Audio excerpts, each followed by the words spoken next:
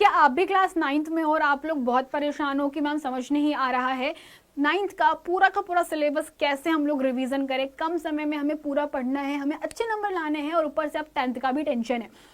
ये आपके पास में सिर्फ 1 महीना बचा हुआ है जिसमें आप इतनी सारी प्रॉब्लम्स को सॉल्व करने की कोशिश करोगे, क्योंकि तुम लोगों ने साल भर सिर्फ एक ही काम किया है। पाप भाई, तुम्हें अगर बुरा लग रहा है तो लगे, मुझे फर्क नहीं पड़ रहा, क्योंकि तुम लोगों ने सच में पूरा अपना 1 साल बर्बाद कर दिया है। ये थोड़े से हार्श वर्ड है, थोड़े से कठिन शब्द है जो तुम्हें चुभ सकते हैं, लेकिन ये कड़वा सच में तुम्हें आज बोलने वाली हूँ कि तुमने अब तक पूरा साल बर्बाद कर दिया। तुम लोगों ने बिल्कुल ध्यान नहीं दिया कि हमारा मेन मोटो क्या है, हमारा मेन लक्ष्य क्या है। गेम खेल करके, अपने टाइम को टीवी सीरियल्स देख करके, यूट्यूब शॉर्ट देख करके, इंस्टाग्राम की रील्स देख देख के बर्बाद कर दिया है। और अब तुम्हें ये ध्यान में आ रहा है कि यार 1 महीना बचा है और मैं पेपर की तैयारी कैसे करूं। खैर, तुम लोगों ने जो पाप कर्म कर दिए तो कर दिए। बात करते हैं कि अब सॉल्यूशन क्या है। ठीक है, जो हो गया वो हो गया, वो अतीत था आपका। अब बात करते हैं कि यार सॉल्यूशन क्या है।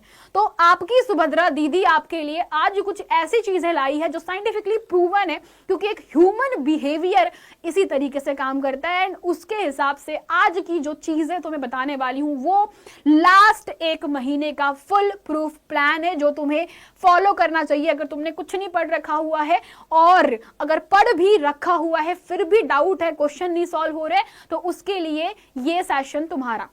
देख लो, 5 मिनट दोगे, ज्यादा नहीं, और तुम लोग पाओगे। तुम लोग बहुत अच्छा सीख के जा रहे हो। सिर्फ 5 मिनट चाहिए तुम्हारे मुझे, दैट्स इट।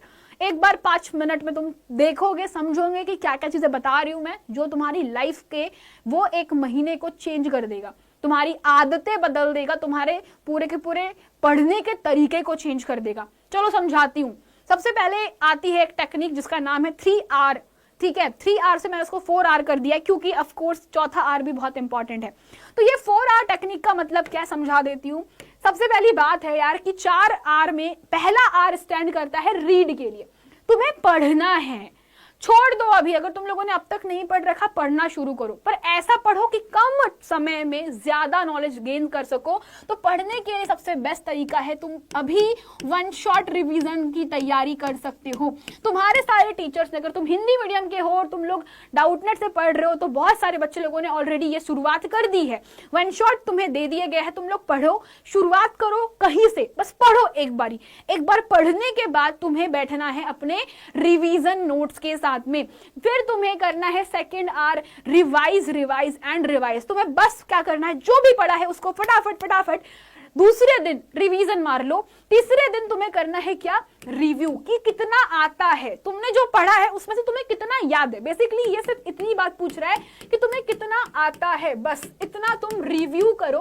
अगर तुम्हें पता चल गया कि तुम कितने गहरे पानी में हो, अगर तुम्हें पता चल गया तुम्हें कितना आता है और कितना पढ़ना है, तो बच्चों तुम्हारी आधी प्रॉब्लम सॉल्व। एंड लास्ट में वो सारे पॉइंटर्स को जो तुम्हें नहीं आते हैं उन्हें तुम्हें बार रिकॉल करना है। रिकॉलिंग का मतलब होता है तुम बैठे हो बाथरूम में, ठीक है, तुम लोग वॉशरूम में जाकर के तुम लोग अपना टाइम वेस्ट कर रहे हो, मोबाइल चला रहे हो, 1-1 घंटा देख के रील स्पेंड कर रहे हो, उसकी जगह तुम बैठो शांति से, सोचो कि आज हम लोगों ने परमाणु संरचना में क्या पढ़ रहा था। आज हम मैडम ने सबसे पहले ये पढ़ाया था, फिर ये पढ़ाया था, फिर ये पढ़ाया था। तो उसको बार रिकॉल करो। जब तुम किसी चीज को रिकॉल करते हो तो तुम्हारा माइंड जो है उसको मेमोरी में स्टोर करना स्टार्ट कर देता है, और जब भी तुम्हें कोई पूछेगा, कोई क्वेश्चन तुम देखोगे, तो वो तुम्हारी मेमोरी से पिक करना स्टार्ट करेगा और तुम उसको ना एग्जाम में लिख पाओगे।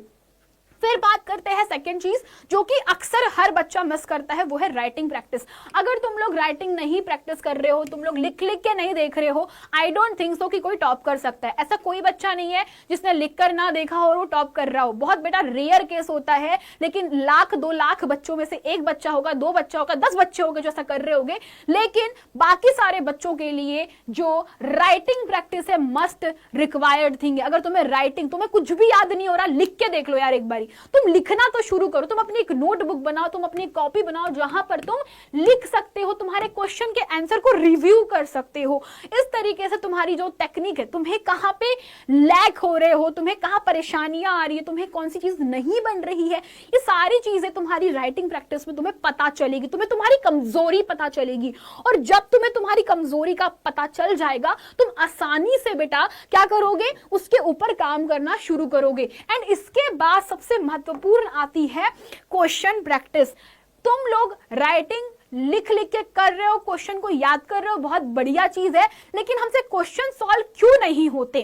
प्रश्न हमसे सॉल्व तब नहीं होते जब हम लोग उनके पिछले साल के प्रश्न नहीं लगा रहे होते हैं, या बच्चों जो आपकी किताब के क्वेश्चन है वो भी हमसे नहीं बन रहे होते।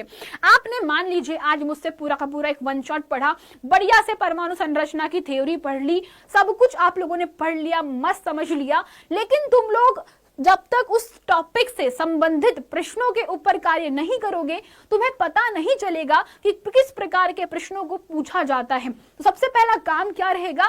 प्रश्नों को पहचानना कि प्रश्न कहां से पूछे हैं, कैसे पूछे। जब तुम्हें ये आ जाएगा तो ऑटोमेटिकली तुम्हारे प्रॉब्लम का सॉल्यूशन तुम्हें मिल जाएगा। तुम ये एक बार ट्राई करो, ये फुल प्रूफ चीज है तुम्हारे लिए लेकर आई हूं। And the last part again बेटा, जब तुम लोग क्वेश्चन कर लोगे, वापस से रिवीजन मारनी है तुमको, एक दो बार रिवीजन मारो, और तुम ये 5 चीजें ना, 4 चीजें तुम रिपीट करके देखो, तुम देखना तुम्हारे अंदर एक चेंज आएगा, तुम्हारे अंदर एक परिवर्तन आएगा, जो तुम्हें लगभग 10 से 15 दिनों में दिखेगा। याद रखना, 2-4 दिन में कोई परिवर्तन नहीं दिखेगा, परिवर्तन दिखना शुरू होगा बेटा 10 से 15 दिन में। यानी कि अगर 1 जनवरी से तुम पढ़ना शुरू कर रहे हो तो तुम 15 से 20 जनवरी के आसपास देखोगे तुम्हारे अंदर एक परिवर्तन आया है। और वो परिवर्तन को तुम बेटा जब अपने आप ऑब्जर्व करोगे ना, तब तुम्हें तुम्हारी सुभद्रा दीदी की याद आएगी और तुम बोलोगे कि हाँ, हमें दीदी ने पहले ही बोल दिया था कि 15 दिन पहले कोशिश करके देखो, ऑटोमेटिकली तुम्हारे चेंजेस आएगा, पढ़ने में मन लगेगा, क्वेश्चन तुमसे बनने लगेंगे। करके देखो और बताओ मुझे कि कितना तुम लोगों ने ये सारे के सारे पॉइंटर्स को फॉलो किया है,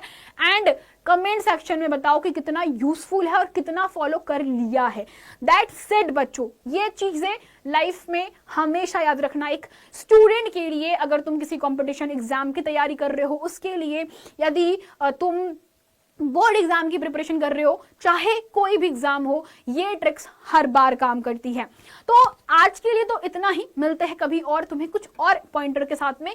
धन्यवाद।